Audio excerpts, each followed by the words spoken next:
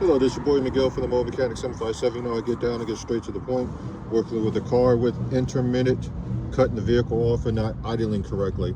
I've already pulled the throttle body off, which is sitting right here.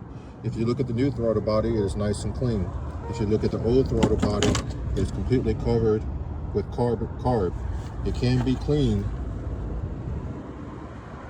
but in this particular case, sometimes it opens and sometimes it doesn't close. If you're having idle issues with your vehicle, pull off the air breather that goes straight to the throttle body, check it. If it's not clean and looks like Saturn, which is right there, the carb actually is going to build up so hard that this cannot open and close properly. You hit the gas, the computer sees you hitting the gas pedal, it opens up through a motor, opens up a butterfly valve, and actually idles.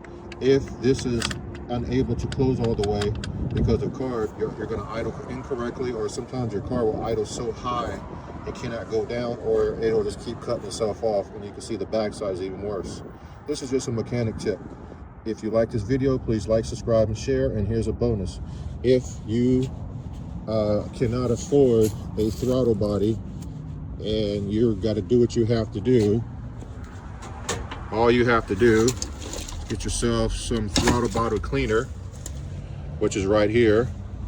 You spray a rag and you clean all that out, and you'll see a black smudge coming out. To do it right, take it completely off, spray the back side of it, which is going to be worse, and then let the car idle and warm up by itself. This is just in case. If it's still working and you just need to clean it, that's what you can do. But in my case, the motor is intermittently working, so I'm replacing the whole entire thing. Thank you.